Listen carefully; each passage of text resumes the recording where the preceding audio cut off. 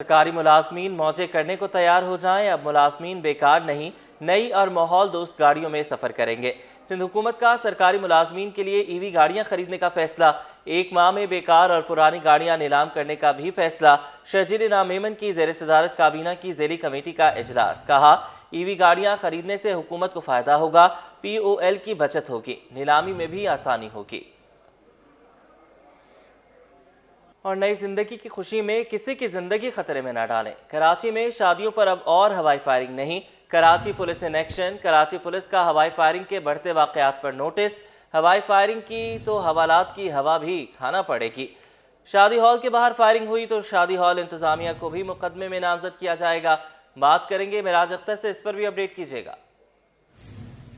जी देखिए, बिल्कुल आला पुलिस हुकाम की जानिब से इस बात का सख्ती से नोटिस लिया गया है, क्योंकि आजकल शादियों का सीजन चल रहा है दिसंबर और जनवरी में। तो हम ये देख रहे हैं कि शहर के मुख्तलिफ इलाकों में जितने भी शादी हॉल्स हैं या जहाँ पर शादियों के ये मतलब टेंट वगैरह लगाए जाते हैं, वहाँ पर आतिशबाजी तो अलग, इसके अलावा फायरिंग के वाक़यात जो है काफ़ी पेश आ रहे थे। हवाई फायरिंग जिस पर नोटिस लिया गया है और तमाम थानेदारों को जो है आला पुलिस हुकाम की जानिब से हिदायत जारी की गई है कि वो जो है हवाई फायरिंग में मुलविस जो भी अनासर है उनके खिलाफ फौरी तौर पर कार्रवाई करें और जिसको भी पकड़े फौरी तौर पर उसके खिलाफ मुकदमा दर्ज करें।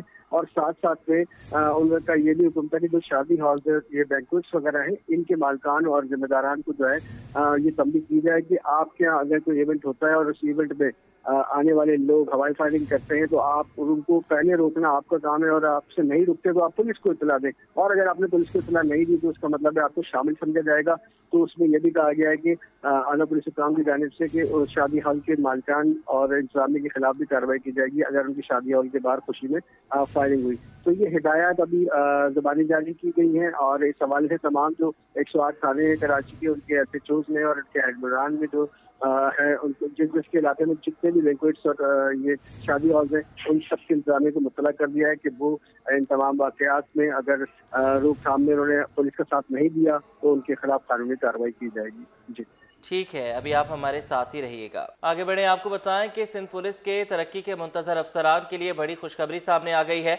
सिंध पुलिस के इस्टेब्लिशमेंट डिपार्टमेंट ने 2657 इंस्पेक्टर्स की सीनियरिटी लिस्ट मुरतब कर ली है। अफसरान के बारे में FIA और महकमे एंटी करप्शन से भी रिकॉर्ड तलब कर लिया गया है। तैयार की जाने वाली लिस्ट में 2657 अफसरान पर मुश्तमिल है। लिस्टेड इंस्पेक्टर्स के बारे में FIA और महकमा एंटी करप्शन एस्टेब्लिशमेंट से भी रिकॉर्ड मांगा गया है। इस ज़िमन में DG FIA और चेयरमैन एंटी करप्शन को भी खत लिखा गया है। सिंध भर के एडिशनल IGs और जोनल DIGs को भी खत लिख दिए गए हैं। लिस्ट में शामिल तमाम इंस्पेक्टर्स को अपने एतराज़ात 30 दिन में जमा कराने की हिदायत की गई है। मिराज अख्तर, इस पर भी अपडेट कीजिएगा।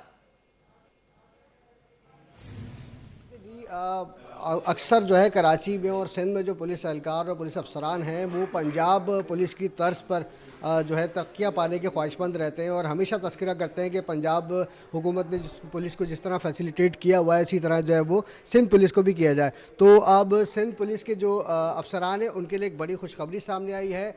IG सिंध गुलाम नबी मेमन के अहकामात पर जो सिंध पुलिस का इस्टेब्लिशमेंट डिपार्टमेंट है उसने एक सीनियरिटी लिस्ट जो है सिंध भर के इंस्पेक्टर्स की जो कि ग्रेड 16 के हैं उनकी एक लिस्ट मुरतब कर ली है और इस हवाले से जो है वो एक पूरी लिस्ट जारी भी कर दी गई है जो कि City 21 ने हासिल की है, जिसको स्क्रीन पर देखा भी जा सकता है। इसमें टोटल जो है 2657 इंस्पेक्टर्स हैं जो कि ग्रेड 16 के हैं। सिंध भर के मुख्तलिफ थानों में वो पोस्टेड हैं और उनको अगले ओहदे पर तरक्की देने के लिए जो है वो इकदाम उठाया गया है। इस हवाले से जो है सबसे पहले तो उन लोगों से रब्ता किया जो इंस्पेक्टर्स इस सीनियरिटी लिस्ट में शामिल हुए थे। उनको कहा गया है कि अपने जो भी उनके एतराज़ात हैं या मसाइल हैं वो रिटर्न में जो है वो सिंध पुलिस के जो इस्टेब्लिशमेंट डिपार्टमेंट है वहाँ जमा कराएं 30 दिन के अंदर।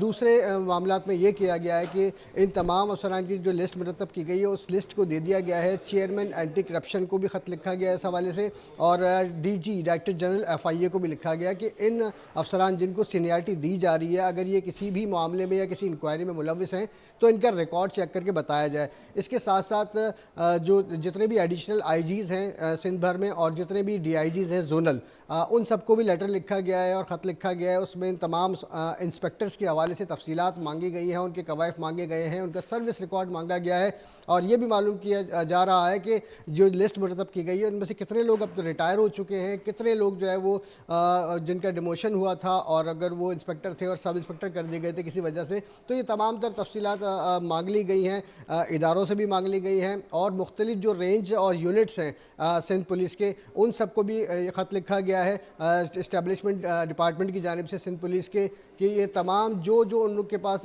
इंस्पेक्टर्स मौजूद हैं, जिन जिन थानों में ड्यूटी कर रहे हैं, जिन यूनिट्स में ड्यूटी कर रहे हैं, स्पेशल ड्यूटियाँ कर रहे हैं, उन सब के तमाम जो कवायफ हैं उन सबको वो 30 दिन के अंदर जमा करवाएं ताकि ये सीनियरिटी लिस्ट जो है इसको फाइनल किया जा सके और इन तमाम अफसरान को अगले ग्रेड में तरक्की दी जा सके। तो IG सिंध की जानिब से जो है वो पुलिस का मोराल बुलंद करने के लिए एक और काविश है ताकि पुलिस के एहलकार और अफसरान जो कि अक्सर हमें मायूस नज़र आते हैं तनख्वाह के मामले में, वर्दी मिलने के मामले में या सहूलियात मिलने के मामले में, तो ये उनकी मोराल को बुलंद करने की कोशिश है IG सिंध की। इस हवाले से ये लिस्ट जो है मुरतब कर ली गई है।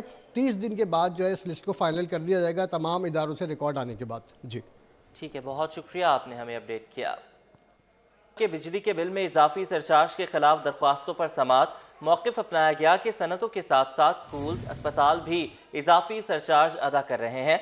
विफाक को टैरिफ की मौजूदगी में इजाफी सरचार्ज आयद करने का इख्तियार नहीं है। अदालत ने समाअत 29 जनवरी तक मुलतवी कर दी। इत्तला जानेंगे मुमताज जमाली से, बताइएगा। बिल्कुल देखेंगे, सिंध हाई कोर्ट कराची में बिजली के बिल में इजाफी सरचार्ज के खिलाफ दरख्वास्त पर समाअत हुई है।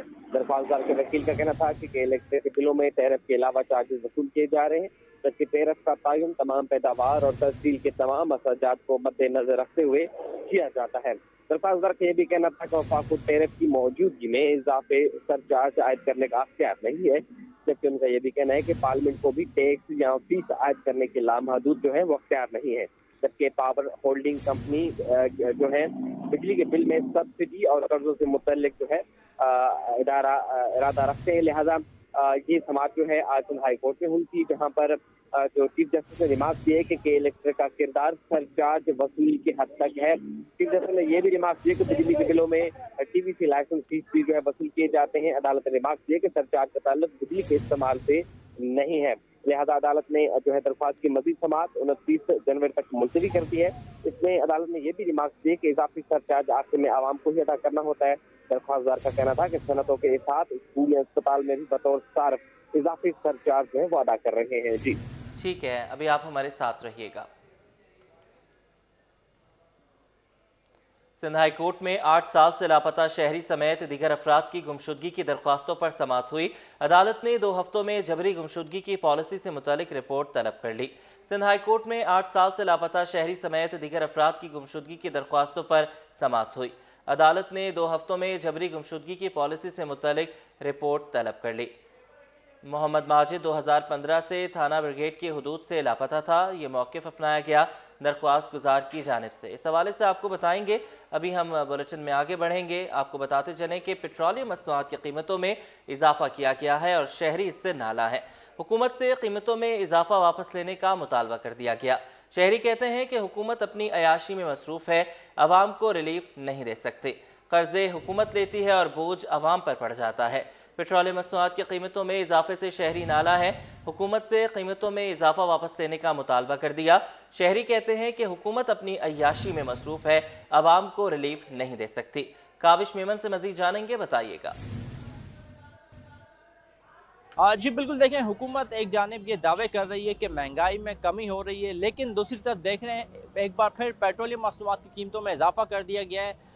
पेट्रोल डीज़ल ज़ाहिर है कि डायरेक्ट इम्पैक्ट पड़ता है आम सारिफ पर। यकीनन जो डीज़ल महंगा हुआ है तो जो गुड्स ट्रांसपोर्टर्स हैं वो किरायों में इजाफा करते हैं, तो जो अशिया खुर्द-व-नोश हैं उनकी कीमतों में इजाफा होगा। साथ ही साथ जो पेट्रोल है वो बाइक सवार है, रिक्शा वाले हैं, चिंगची है, वो इस्तेमाल करते हैं, तो यकीनन जो लोग सफ़र करते हैं इनमें उनके अखराजात में इजाफा होगा। यहाँ देखना अब आज सुबह में यकीनन लोग जो है वो दफातर के लिए भी जाते हैं। ज़ाहिर लोग चाहते हैं कि चीज़ें सस्ती हों, आवाम को रिलीफ मिले। भाई बताइएगा अंकल, पेट्रोल गवर्नमेंट ने महंगा कर दिया, 3 रुपये 47 पैसे, डीजल भी महंगा है। एक तरफ हुकूमत कहती है महंगाई कम हो रही है, फिर पेट्रोल महंगा। रिलीफ ये देंगे भी नहीं, क्योंकि इनको अपने रिलीफ से फुर्सत नहीं है। इनको अपने पेट्रोल कम करने के बजाय, अपनी मराहत कम करने के बजाय आवाम के ऊपर हर वक्त लोड डाला जाता है। कर्जे ये लेते हैं और भरती आवाम है। बिल्कुल देखें, ज़ाहिर शहरियों में गमो गुस्सा तो है क्योंकि पेट्रोलियम मसनूआत की कीमतों में इजाफा हुआ है। यहाँ पर मजीद भी कुछ लोग मौजूद हैं, कोशिश करते हैं उनसे भी बात की जाए। ज़ाहिर है पेट्रोल ऐसी चीज़ है जिसकी कीमत में इजाफा होता है तो डायरेक्ट जो आम कंज्यूमर है उस पर इम्पैक्ट पड़ता है। भाई गवर्नमेंट ने पेट्रोल महंगा कर दिया है, अब कितनी इजाफा होगा आपके अखराजात? भाई महंगाई तो बहुत हो रही है, सही है, हमारे वारे से ऊपर जा रहा है। अब क्या करें, मजबूरी के नाते पेट्रोल डलवाना पड़ रहा है हमारे को। 100 रुपये का 150 रुपये का गुजारा कर रहे हैं डलवा के महंगाई के लिए, क्या करें। ठीक है, बिल्कुल देखें लोगों के अपने कंसर्न्स हैं, मुश्किलात तो हैं। अब मुतबादिल क्या है, पेट्रोल तो लाजमी है डलवाना है, तो गवर्नमेंट से लोग यही डिमांड करते हैं कि पेट्रोल ऐसी चीज़ है जिसकी कीमत में कमी होनी चाहिए। भाई बताइएगा, पेट्रोल गवर्नमेंट ने इजाफा कर दिया है, अखराजात वैसे ही लोगों के कुव्वत खरीद से बाहर थे, अब पेट्रोल महंगा, कैसे गुजारा होगा? बहुत मुश्किल से सर, बहुत मुश्किल से। अभी जिस बंदे की 30-35 हज़ार रुपये सैलरी है वो 12-15 हज़ार रुपये का पेट्रोल कैसे अफोर्ड करेगा महीने का, या घर चलाएगा? अब जिन लोगों का किराए का घर है वो तो बुरा हाल हो जाएगा उनका, खाने पीने से आवाज़ार हो जाएगा। ये है कि बहुत मुश्किल से सर्वाइव हो रहा है, 2-2 जॉब करनी पड़ती है। अब बिल्कुल देखें लोगों का इस सिलसिले में कहना है कि हुकूमत जो महंगाई में कमी के दावे कर रही है उस पर हकीकी तौर पर इम्प्लीमेंटेशन के लिए पेट्रोलियम मसनूआत की कीमतों में कमी करनी होगी। साथ ही साथ बिजली और जो दीगर फैक्टर्स हैं वो तो अपनी जगह मौजूद है, लेकिन पेट्रोल ऐसी चीज़ है जिसकी कीमत में जब इजाफा होता है तो शहर में जो काम करने वाले मुनाफाखोर हैं वो सरगर्म होते हैं और आवाम को रिलीफ की राह में रुकावट बनते हैं। नॉर्थ नाज़िमाबाद में तजावुज़ात के खिलाफ operation. Assistant commissioner sub division Humair Ahmed Qureshi की ज़ेर निगरानी महकमा इंसदाद तजावुज़ात की कार्रवाई, दर्जनों तजावुज़ात का खात्मा कर दिया गया। मज़ीद बताएंगे रिजवान अहमद। जी बिल्कुल, रईस जाफरी रोड से मैं आपको रिपोर्ट कर रहा हूँ। सब डिवीज़न नॉर्थ नाज़िमाबाद का इंतहाई अहम तरीन शाहराह, जिसको सिंध हुकूमत के मेगा प्रोजेक्ट के तहत जो है वो तवील अरसे के बाद तामीर किया गया था। आवाम मुतमईन थी कि आमदोरफ्त का रास्ता बेहतर मिलेगा, लेकिन तजावुज़ात की ये अलगार के नतीजे में यहाँ पे आमदोरफ्त जो है वो मुश्किल हो रही थी। हादसात भी, संगीन हादसात भी इस रोड पर इन तजावुज़ात के सिलसिले में जो है वो जन्म ले चुके हैं। Assistant commissioner sub division north Nazimabad Humair Ahmed के ज़ेर निगरानी यहाँ पे मेगा ऑपरेशन किया जा रहा है, जिसमें KMC का महकमा इंसदाद तजावुज़ात, इलाका पुलिस और ट्रैफिक पुलिस भी शामिल है। हुमैर अहमद हमारे साथ मौजूद हैं, इनसे बात करते हैं। इसको सस्टेनेबल बनाने के लिए यहाँ पे विजिलेंस रखेंगे हम लोग। मेरे KMC को भी कहा है, ट्रैफिक पुलिस को भी हमने कहा है कि तमाम डिफरेंट जो एजेंसियाँ हैं यहाँ पे ऑन बोर्ड है, और ऑन बोर्ड रहते हुए हम यहाँ पे विजिलेंस भी रखेंगे। और आज जो भरपूर ऑपरेशन हुआ है, इससे उम्मीद तो यही है कि जो डेंटर्स हैं जो इंक्रोच कर रहे थे रोड को, इनको एक clear cut and sound message आएगा कि इंक्रोचमेंट की नॉर्थ नाज़िमाबाद के अंदर कोई परमिशन नहीं है। लेकिन उसके बावजूद अगर किसी की जानिब से कोई शरारत का वाक़या पेश आता है, इंक्रोचमेंट होती है, तो उसके लिए विजिलेंस रख के हम नेक्स्ट कार्रवाई इससे ज़्यादा जो है वो फोर्सफुल करेंगे। अच्छा, ये मुझे बताइएगा, जैसा कि आपने बताया कि डेंटिंग पेंटिंग का कारोबार यहाँ पे ज़्यादा हो रहा है, तो ये इतना स्पेस अवेलेबल नहीं होता, ये गाड़ियाँ जो कब्जे में ली जा रही हैं इनका क्या होगा? जो गाड़ियाँ जो कब्जे में ली जा रही हैं उसका मकसद किसी को हर्ट करना नहीं है, उसका मकसद पब्लिक को फैसिलिटेट करना है। डेंटिंग पेंटिंग का काम हो या फिर कोई भी काम हो, आपके प्लेटफॉर्म से मैं सबको यही मैसेज देना चाहता हूँ कि काम करने के लिए आपकी जो लीज शॉप है वो लीज शॉप ही आपकी अप्रोप्रिएट जगह है। शटर के अंदर जो काम होगा वही काम सरकार ने अलाउ किया हुआ है। पब्लिक स्पेसेस को, पब्लिक रोड्स को, सर्विस रोड्स को इंक्रोच करने की किसी को परमिशन नहीं है। बिल्कुल, कहा यह जा रहा है कि तजावुज़ात का खात्मा किया जा रहा है और इस तजावुज़ात के खात्मे को, इसके देरपा असरात को बरकरार रखने के लिए कुछ अहम फैसले भी किए जा रहे हैं, जिसके तहत उम्मीद ये की जा रही है कि तजावुज़ात आइंदा कायम नहीं हो सकेंगी। जी, ऑटिज्म के शिकार बच्चों की तादाद में मुसलसल इजाफा हो रहा है। इस बीमारी के शिकार बच्चों का मुख्तलिफ तरीकों से इलाज जारी है। 2.5 साल से ज़ायद उम्र के बच्चों और बड़ों का बेहतर अंदाज में इलाज किया जा रहा है। मज़ीद जानेंगे इब्राहिम रिंद से, बताइएगा। जी देखिए, बिल्कुल पाकिस्तान भर में ऑटिज़म के शिकार बच्चों की तादाद में इजाफा हो रहा है मुसलसल, और इस हवाले से हम मौजूद हैं बाजीचा स्कूल में, जहां पर बड़ी तादाद में बच्चों का बेहतर अंदाज में इलाज किया जाता है जो कि ऑटिज़म के शिकार हैं। हमारे कैमरामैन सैयद दानियाल दिखा सकते हैं कि यहाँ पर ऑक्यूपेशनल थेरेपिस्ट मौजूद हैं जो कि बच्चों को बेहतर अंदाज में जो है वो ऑक्यूपेशनल थेरेपी कर रहे हैं। इसके साथ साथ माहिर नफ्सियात भी मौजूद हैं, माहिर स्पीच थेरेपिस्ट भी मौजूद है। तो हमारे साथ मौजूद हैं इस वक्त हफ्जा रफ़ीक साहिबा जो कि ऑक्यूपेशनल थेरेपिस्ट है। इनसे पूछेंगे कि वो इस हवाले से क्या कहेंगी। मैडम, क्या कहेंगी, किस तरह की सूरत हाल है, ये बच्चों को कैसे पता चलता है कि ये ऑटिज़म के शिकार हैं और उनको किस तरह काउंसलिंग करते हैं आप? पहले ऑटिज़म के बारे में बताना चाहूँगी। ऑटिज़म एक न्यूरो डेवलपमेंटल डिसऑर्डर है। इसमें जो है बच्चे की 3 चीज़ों पर इफ़ेक्ट होता है, उसकी सोशलाइजेशन पर, उसके कम्युनिकेशन पर और बिहेवियर पर। इसके अर्ली सिम्टम्स जो होते हैं वो ये होता है कि बच्चा जो है आई कांटेक्ट नहीं कर रहा होता, बच्चा जो है एक अपनी स्पेस में होता है, अपनी स्पेस से बाहर नहीं निकल रहा होता, बच्चों से सोशलाइज नहीं कर रहा होता। स्टीरियोटाइप बिहेवियर होते हैं, जैसे कि बच्चे के अंदर हैंड फ्लैपिंग होती है, सेंसरी इश्यूज़ होते हैं, हर टेक्सचर्स को जो है वो ईजिली टच नहीं कर रहा होता, ईटिंग इश्यूज़ होते हैं, ये टेक्सचर्स की वजह से बच्चे जो है हर फूड नहीं खाते हैं, और जो है उनके ओरल सीकिंग बिहेवियर होते हैं, लाइक हर चीज़ मुंह में ले रहे होते हैं, इस तरह की चीज़ें होती हैं ऑटिज़म के बच्चों में। इसी तरह फिर उस बच्चे की स्पीच थेरेपी भी हो रही होती है, ताकि जो बच्चे ऑटिज़म में जो है कम्युनिकेशन इश्यूज़ होते हैं तो उनकी स्पीच थेरेपी होती है, ताकि बच्चे जो है कम्युनिकेशन इम्प्रूव कर सकें, सोशलाइजेशन इम्प्रूव कर सकें। इसी तरह हमारे पास साइकोलॉजिस्ट भी मौजूद हैं जो इनके बिहेवियर थेरेपी कर रहे होते हैं। बहुत शुक्रिया। जैसे कि ये थी हफ्सा रफ़ीक साहिबा, जिनका कहना था कि यहाँ पर आने वाले ऑटिज़म के शिकार बच्चों को स्पीच थेरेपी और फिजियोथेरेपी और जो दीगर स्पीच थेरेपीज़ हैं उनके ज़रिए उनका यहाँ पे बेहतर अंदाज में इलाज किया जाता है, और हर साल जो है वो ऑटिज़म के शिकार बच्चों की तादाद में इजाफा हो रहा है। तो हुकूमत को भी चाहिए कि जो उनके सेंटर्स हैं या दीगर जगह हैं वहाँ पे भी ऑटिज़म के शिकार बच्चों को ज़्यादा से ज़्यादा सहूलियत फराहम की जा सकें। जी। पाक तुर्किया दोस्ती की नई मिसाल, तुर्किया का पाकिस्तानी तलबा को मुफ्त स्कॉलरशिप्स फराहम करने का ऐलान। काउंसल जनरल तुर्किया जमाल सांगू ने तलबा को नवीद सुना दी, तलबा फरवरी तक ऑनलाइन फॉर्म्स जमा करा सकते हैं। मज़ीद जानेंगे सैयद ज़ुबैर राशिद से, बताइएगा। आज बिल्कुल देखिए, तुर्किया के कौंसल जनरल जमाल सांगू साहब इस वक्त हमारे साथ मौजूद हैं, और पाकिस्तान के तलबा के लिए बिलखुसूस सिंध की जामियात के जो तलबा हैं उनके लिए जमाल सांगू साहब ने एक खुशखबरी है वो जो सुनाई है कि आला तालीम के हुसूल के लिए तलबा व तालिबात जो हैं आप तुर्किया में फ्री स्कॉलरशिप हासिल करके जो है तालीम हासिल कर सकते हैं। तुर्किया के कौंसल जनरल जमाल सांगू साहब के बात कराते हैं। और excellency, thank you so much your excellency, Türkiye is providing the free scholarship in Türkiye. How the students of Pakistan would get the advantage and would get the benefit from this scholarship? Now, I have the pleasure to announce that we have already started receiving the application for Turkey scholarship, the comprehensive Turkey scholarship.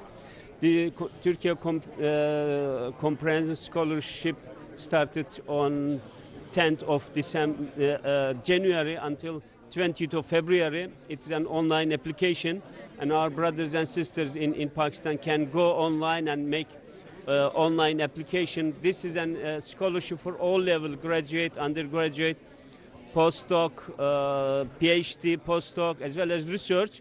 Research application can be done throughout the year, but those graduate, undergraduate, PhD, postdoc, they have to done between the limited time. That means between 10 January and 20th February. So we'd like to have as many as possible Pakistani students applying for this scholarship. Last year, 2024, we have already provided more than 200 scholarship for our brothers and sisters here. Comprehensive scholarship means that starting from visa fees, travel expenses, accommodation, university fees, health insurance, monthly stipendium, stationery, books, everything. So our brothers and sisters, they don't need to spend one penny from their pocket. बहुत शुक्रिया जी। तुर्किया के consul general Jamal सांगू इस वक्त हमारे साथ मौजूद थे। क्लाइमेटिकल चेंज से मुतल्लिक ये जो कॉन्फ्रेंस है इसके इनेकाद को खुशाइंद जो है उन्होंने करार दिया। ताहम उनका ये कहना था कि पाकिस्तानी तलबा जो है बहुत बड़ी तादाद में तुर्किश फ्री स्कॉलरशिप से इस्तिफादा जो है वह हासिल कर सकते हैं। जी। वज़ीर आला मुराद अली शाह से बरतानवी डिप्टी हाई कमिश्नर सारा मोनी की अलविदाई मुलाकात में वज़ीर आला सिंध ने सुबकदोश होने वाली बरतानवी काउंसल जनरल सारा मोनी की खिदमात को सराहा है। पाकिस्तान और बरतानिया के दरमियान तालीम, सेहत और तरक्याती शोबों में ताउन पर तबादला ख्याल किया गया। आज इस जमाली से तफसीलात देंगे, बताइएगा। जी हाँ, वज़ीर आला सिंध से मुराद अली शाह से वज़ीर आला हाउस में बरतानवी कौंसल जनरल सारा मोनी ने मुलाकात की है। सारा मोनी का वक्त खत्म हो गया है, वो सुबकदोश हो रही हैं और यहाँ से चली जा रही हैं, तो अलविदा मुलाकात थी वज़ीर आला सिंध सैयद मुराद अली शाह से। इसमें सारा मोनी ने शुक्रिया भी अदा किया वज़ीर आला सिंध का कि उनके साथ बहुत अच्छे रवाबित रहे। वज़ीर आला सिंध मुराद अली शाह का इस मामले में कहना था कि पाकिस्तान और बरतानिया के जो ताल्लुकात हैं वो मज़ीद मुस्तहकम हुए हैं और इन ताल्लुकात को हम मज़ीद मुस्तहकम करेंगे। इस मौका पे वजीर आला सिंध ने तहाइफ पेश किए सारा मोनी को, नेक ख्वाहिशात का इजहार किया, उनको अजरक पहनाई गई और रवायती सिंधी चादर होती है, केस जिसको कहते हैं, वो भी पहनाई गई और इस पे सारा मोनी ने वजीर आला सिंध का शुक्रिया अदा किया। जी ठीक है, बहुत शुक्रिया, आपने हमें अपडेट किया। स्टूडियो से फिल वक्त